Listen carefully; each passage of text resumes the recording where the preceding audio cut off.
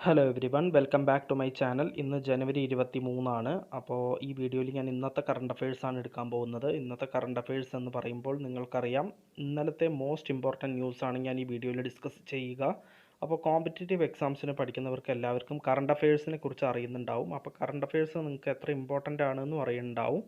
അപ്പോൾ current affairs സെക്ഷനിൽ നമ്മൾ നന്നായിട്ട് മാർക്ക് സ്കോർ ചെയ്താൽ ഓവറോൾ പെർസെൻറ്റേജ് ഓഫ് മാർക്കിനെ അത് ബൂസ്റ്റ് ചെയ്യാൻ സഹായിക്കുകയും ചെയ്യും.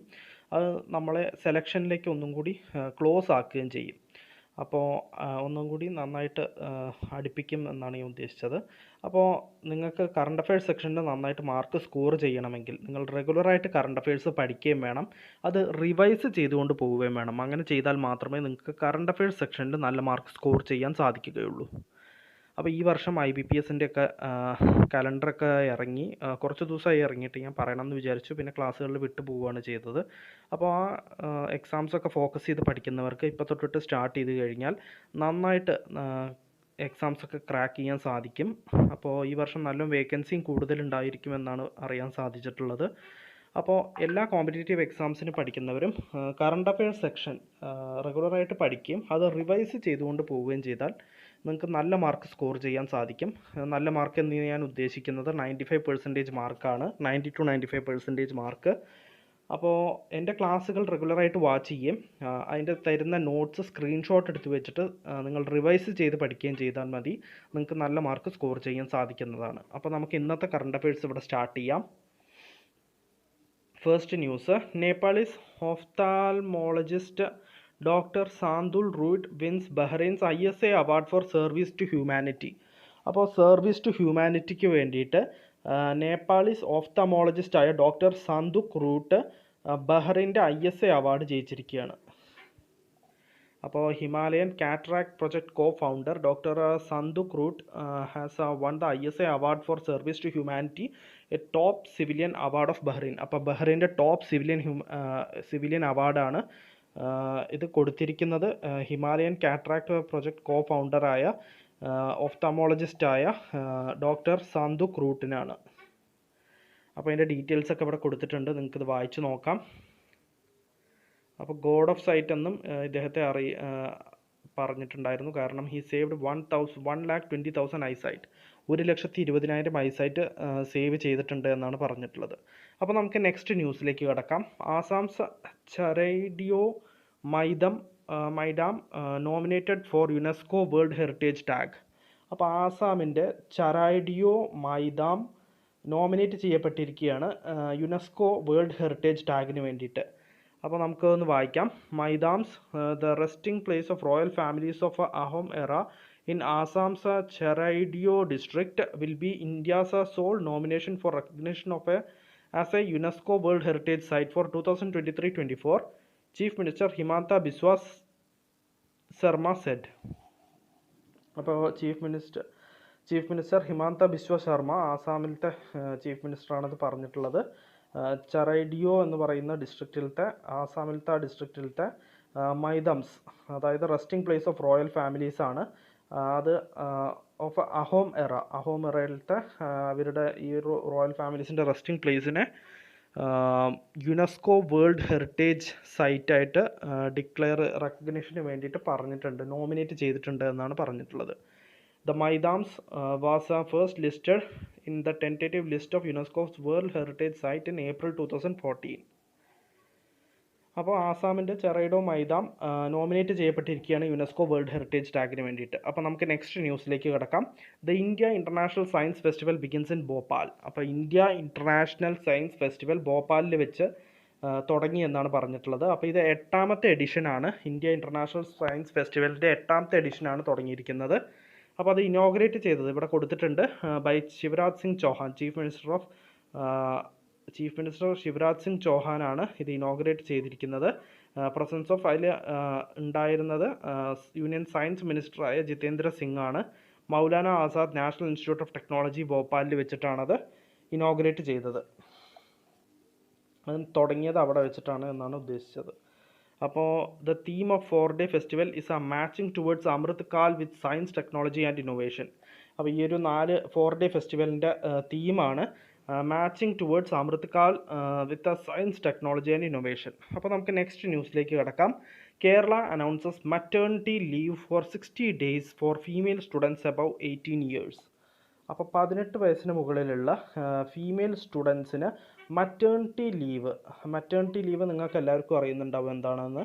അപ്പോൾ അത് 60 ദിവസത്തെ മറ്റേണിറ്റി ലീവ് ഫീമെയിൽ സ്റ്റുഡൻസിന് കൊടുക്കാൻ തീരുമാനിച്ചിരിക്കുകയാണ്.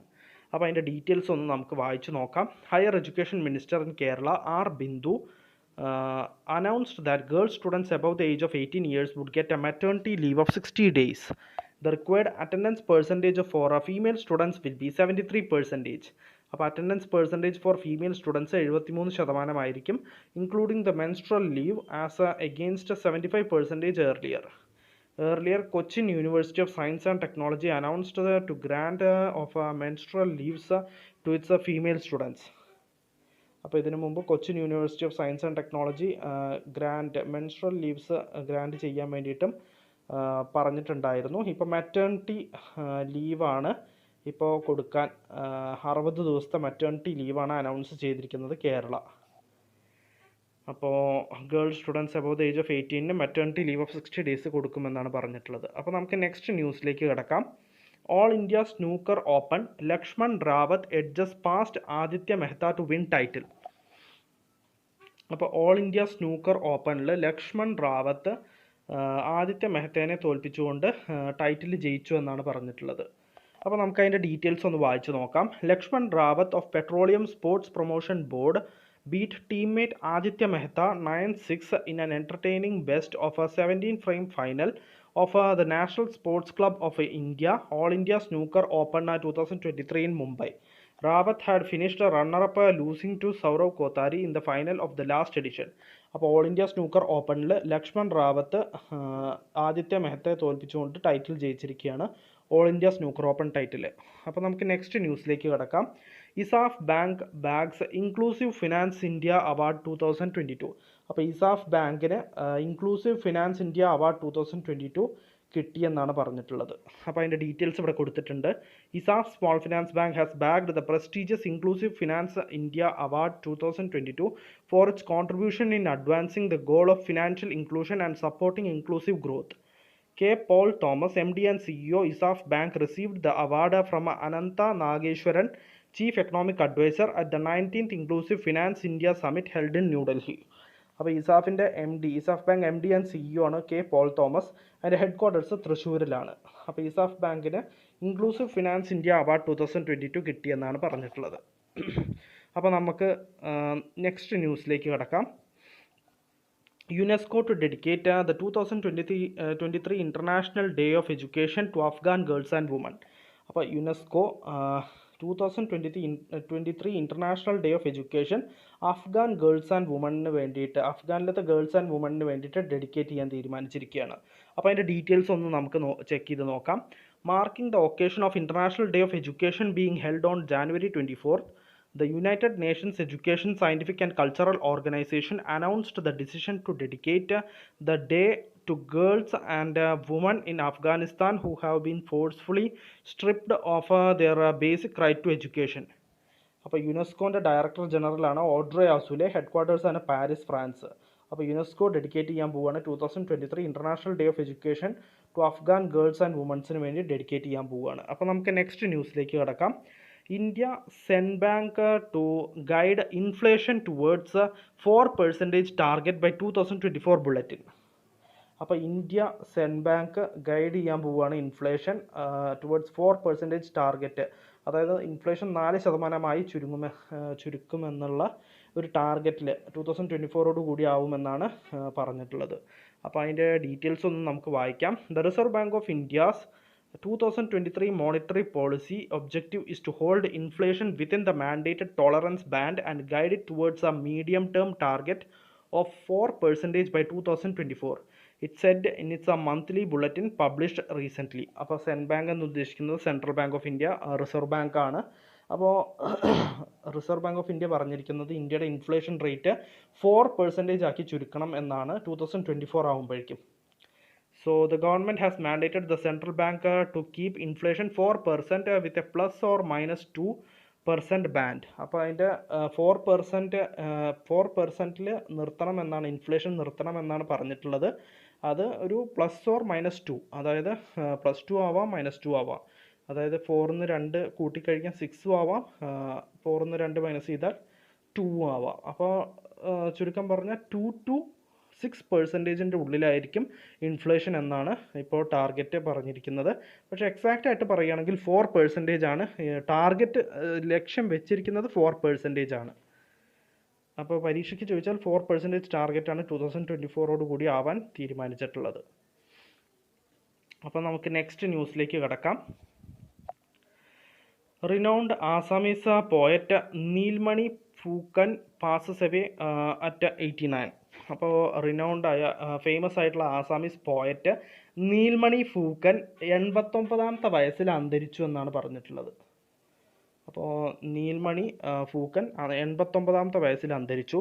Nilmani Phukan was one of the most celebrated poet of Assam and has been awarded the country's highest literary award, the 56th Jnanpith for the year 2021. He was awarded the 1981 Sahitya Academy Award in Assamese for his poetry collection Kavita. He was awarded the Padma Shri by Government of India 1990. The notable works of Fukan are Surjia, Henu, Nami, Ahe, E, Nodiyedi, Kavitha etcetera. അതൊക്കെയാണ് അദ്ദേഹത്തിൻ്റെ notable works. അപ്പോൾ renowned Assamese poet ആയ നീൽമണി ഫൂക്കൻ അന്തരിച്ചു എന്നാണ്. അപ്പോൾ നീൽമണി ഫൂക്കൻ ഇപ്പം അന്തരിച്ച നീൽമണി ഫൂക്കൻ ആസാമിലത്തെ അയാൾ ആരായിരുന്നു എന്ന് ചോദിച്ചു കഴിഞ്ഞാൽ പോയറ്റ് ആയിരുന്നു എന്ന് ഓർത്തിരിക്കുക. അപ്പോൾ നമുക്ക് നെക്സ്റ്റ് ന്യൂസിലേക്ക് കിടക്കാം. Kerala's Wayanad becomes a first district in the country to provide basic documents to all tribal people. അപ്പോൾ ട്രൈബൽ പീപ്പിളിന് എല്ലാ ബേസിക് ഡോക്യുമെൻറ്റ്സും പ്രൊവൈഡ് ചെയ്ത first district in the country, നമ്മുടെ രാജ്യത്ത് തന്നെ ഫസ്റ്റ് ഡിസ്ട്രിക്റ്റായി മാറിയിരിക്കുകയാണ് വയനാട് ഡിസ്ട്രിക്റ്റ്. അപ്പോൾ കേരളത്തിലെ വയനാട് ഡിസ്ട്രിക്റ്റ് ആണ് first district in the country to provide basic documents to all tribal people. Tribal പീപ്പിൾസിന് ബേസിക് ഡോക്യുമെൻറ്റ്സ് പ്രൊവൈഡ് ചെയ്യുന്ന first district in the country ആയിരിക്കുകയാണ് വയനാട്. അപ്പോൾ നമുക്കിതിൻ്റെ ഡീറ്റെയിൽസ് ഇവിടെ കൊടുത്തിട്ടുണ്ട്, ഏതൊക്കെയാണ് ഡോക്യുമെൻറ്റ്സ് എന്ന്. Aadhaar card, ration card, birth or death certificates, election ID cards, അതേപോലെ ബാങ്ക് അക്കൗണ്ട്സ്, പിന്നെ ഹെൽത്ത് ഇൻഷുറൻസ്, ഇതൊക്കെയാണ് പ്രൊവൈഡ് ചെയ്തിട്ടുള്ളത് ട്രൈബൽ പീപ്പിൾസിന് വേണ്ടിയിട്ട് വയനാട്. അപ്പോൾ Wayanad district administration has attained this as a part of Akshaya big campaign for a document digitization which was introduced in November 2021. അപ്പോൾ Wayanad first district in the country ആയിരിക്കുകയാണ് to provide basic documents to all tribal people. Tribal പീപ്പിളിന് എല്ലാ basic ഡോക്യുമെൻറ്റ്സും provide ചെയ്യുന്ന first district in the country ആയിരിക്കുകയാണ് വയനാട്. അപ്പോൾ നമുക്ക് next ന്യൂസിലേക്ക് കടക്കാം. Jio is India strongest brand, ranked 9th globally, brand finance report. അപ്പോൾ ബ്രാൻഡ് ഫിനാൻസ് റിപ്പോർട്ട് പ്രകാരം ജിയോ ഇന്ത്യയുടെ സ്ട്രോങ്ങസ്റ്റ് ബ്രാൻഡാണ്. ഗ്ലോബലി റാങ്ക് ചെയ്യുമ്പോൾ 9th റാങ്കിലാണ്. അപ്പോൾ നമുക്ക് അതിൻ്റെ ഡീറ്റെയിൽസ് ഒന്ന് വായിച്ച് നോക്കാം. Reliance Jio has been ranked as the strongest brand in India and placed 9th amongst the world's strongest brands, according to the latest report Global 500 2023 published by Brand Finance. അപ്പോൾ brand finance report പ്രകാരം ജിയോ ഇന്ത്യയുടെ strongest ബ്രാൻഡാണ്, 9th ആണ് globally. അപ്പോൾ Jio was placed 9th among the world's strongest brand, ahead of brands like EY, Coca-Cola, Accenture and Porsche, and behind the likes of Google, YouTube, Deloitte and Instagram. അപ്പോൾ ജിയോ ആണ് 9th among the world's strongest ബ്രാൻഡായിട്ട് വന്നിട്ടുള്ളത്. അപ്പോൾ മറ്റ് brands ഏതൊക്കെയാണെന്ന് വെച്ച് കഴിഞ്ഞാൽ EY, Coca Cola, Accenture, Porsche ഒക്കെയാണ്. പിന്നെ ഗൂഗിൾ, യൂട്യൂബ്, ഡിലോയിറ്റ്, പിന്നെ ഇൻസ്റ്റാഗ്രാം ഒക്കെയാണ് ടോപ്പിൽ വരുന്നത്. So this annual report on the world's most valuable and strongest brand. അപ്പോൾ ഇന്ത്യയുടെ മോസ്റ്റ് സ്ട്രോങ്ങസ്റ്റ് ബ്രാൻഡാണ് ജിയോ. ഗ്ലോബലി റാങ്ക് ചെയ്യുമ്പോൾ 9th പൊസിഷനിലാണ്. അപ്പോൾ നമുക്ക് നെക്സ്റ്റ് ന്യൂസിലേക്ക് കിടക്കാം. Vikram Dev Dutt appointed as a next DGCA director general to take charge on February 28. അപ്പോൾ Vikram Dev Dutt next DGCA director ജനറലായിട്ട് അപ്പോയിൻ്റ് ആയിരിക്കുകയാണ്. February 28 ചാർജ് ഏറ്റെടുക്കുമെന്നാണ് പറഞ്ഞിട്ടുള്ളത്. അപ്പോൾ അതിൻ്റെ ഡീറ്റെയിൽസ് ഇവിടെ കൊടുത്തിട്ടുണ്ട്. Appointments committee of the cabinet. Appointments Committee of the Cabinet on a Saturday approved the appointment of Vikram Devdutt as a next Director General of Civil Aviation. Dutt will take over charge as a DGCA Chief on a February 28 after superannuation of Arun Kumar, the incumbent DGCA. അപ്പോൾ ഇപ്പോൾ ചാർജിലിരിക്കുന്ന അരുൺകുമാറിൻ്റെ റിട്ടയർമെൻറ്റിന് ശേഷം അല്ലെങ്കിൽ സൂപ്പറാനുവേഷന് ശേഷം Vikram ദേവ്ദത്താണ് charge ഏറ്റെടുക്കാൻ പോകുന്നത്. ഇപ്പോൾ appoint ആയിരിക്കുകയാണ്. So next DGCA director ജനറലായിട്ട് Shri Dutta will government appointed was the last government appointed chairman and managing director of Air India. അപ്പോൾ Dutta last government appointed chairman and managing director of Air India ആയിരുന്നു എന്നാണ് പറഞ്ഞിട്ടുള്ളത്. അപ്പോൾ ദത്ത്. സോ നമുക്ക് next ന്യൂസിലേക്ക് കിടക്കാം. G20 Bengaluru to host first environment meeting from February 9th to 11th. അപ്പോൾ G20 meeting Bengaluru host ചെയ്യാൻ പോവുകയാണ്. ഫസ്റ്റ് എൻവയോൺമെൻറ്റ് മീറ്റിംഗ് February 9 തൊട്ട് 11 വരെ, 9, 10, 11 അത് ഉണ്ടായിരിക്കുക. അപ്പോൾ അതിൻ്റെ ഡീറ്റെയിൽസ് ഇവിടെ കൊടുത്തിട്ടുണ്ട്. First G20 environment meeting under India's presidency will be held in Bengaluru from February 9 to February 11 with focus on restoration of degraded lands and ecosystems, biodiversity enhancement, strengthening of a circular economy and a promotion of a blue economy along with coastal sustainability. India took over G20 presidency on December 1 last year. അപ്പോൾ India take over ചെയ്തിരിക്കുകയാണ് G20 presidency on December 1 കഴിഞ്ഞ വർഷമാണ് take over ചെയ്തിരിക്കുന്നത്. അപ്പോൾ ബംഗളൂരു ആയിരിക്കും first G20 environment meeting host ചെയ്യാൻ പോകുന്നത്. February 9 തൊട്ട് 11 വരെയാണത് ഉണ്ടായിരിക്കുക, മീറ്റിംഗ് കണ്ടക്ട് ചെയ്യുന്നത്. അപ്പോൾ നമുക്ക് നെക്സ്റ്റ് ന്യൂസിലേക്ക് കിടക്കാം. Chris Hipkins to replace Jacinda Ardern as New Zealand prime minister. അപ്പോൾ ന്യൂസിലാൻഡ് പ്രൈം മിനിസ്റ്ററായിട്ട് Jacinda Ardern New Zealand prime minister സ്ഥാനം അതായത് റിസൈൻ ചെയ്തു. അപ്പോൾ അതിൻ്റെ ശേഷം ഇപ്പോൾ ക്രിസ് ഹിപ്കിൻസ് ആണ് റീപ്ലേസ് ചെയ്യുന്നത്. അപ്പോൾ നമുക്ക് അതിൻ്റെ ഡീറ്റെയിൽസ് ഒന്ന് വായിച്ച് നോക്കാം. New Zealand's former COVID-19 response minister Chris Hipkins will replace Jacinda Ardern as prime minister after receiving the only nomination from fellow MPs, the ruling Labour party said. അപ്പോൾ Chris Hipkins ആയിരിക്കും next prime minister of New Zealand. അപ്പോൾ നമുക്ക് next ന്യൂസിലേക്ക് കിടക്കാം. PhonePe raises $350 million, joins India's decacorn club. അപ്പോൾ PhonePe $350 million raise ചെയ്തിട്ട് ഇന്ത്യയുടെ ഡെക്കാക്കോൺ club join ചെയ്തിരിക്കുകയാണ്. അപ്പോൾ ഈ ഡെക്കാക്കോൺ എന്ന് വെച്ച് കഴിഞ്ഞാൽ എന്താണെന്ന് വെച്ച് കഴിഞ്ഞാൽ സ്റ്റാർട്ടപ്സ്, അതായത് ഏതൊരു സ്റ്റാർട്ടപ്സും അതിൻ്റെ വാല്യുവേഷൻ $10 billion കൂടുതലാണെങ്കിൽ അത് ഡെക്കാക്കോൺ ആണ്. യൂണിക്കോൺ എന്ന് പറഞ്ഞു കഴിഞ്ഞാൽ $1 billion കൂടുതലാണെങ്കിൽ യൂണിക്കോൺ ആണ്. അതുപോലെ $10 billion കൂടിക്കഴിഞ്ഞാൽ അത് ഡെക്കാക്കോൺ ആണ്. അപ്പോൾ നമുക്ക് അതിൻ്റെ ഡീറ്റെയിൽസ് ഒന്ന് വായിക്കാം. Payments app PhonePe has raised $350 million in funding from a global growth equity firm General Atlantic at a pre-money valuation of $12 billion. അപ്പോൾ $12 billion ആണ് അതിൻ്റെ മണി വാല്യുവേഷൻ. അപ്പോൾ അങ്ങനെ ഡെക്കാക്കോണായി മാറിയിരിക്കുകയാണ് PhonePe. So PhonePe also recently announced full separation from Flipkart group. അപ്പോൾ ഫ്ലിപ്കാർട്ട് ഗ്രൂപ്പിൽ നിന്ന് full സെപ്പറേഷനും announce ചെയ്തിട്ടുണ്ട് ഫോൺപേ. അപ്പോൾ founder and CEO of PhonePe ആണ് സമീർ നിഗം. അപ്പോൾ ഇന്നത്തെ കറണ്ട് അഫയേഴ്സിൽ ഇത്രയേ ഉള്ളൂ. ഒരുവിധം എല്ലാ ഇമ്പോർട്ടൻറ്റ് ന്യൂസും ഞാൻ ഡിസ്കസ് ചെയ്തിട്ടുണ്ട്. അപ്പോൾ നമുക്ക് നാളത്തെ കറണ്ട് അഫയേഴ്സിൽ വീണ്ടും കാണാം. So bye everyone.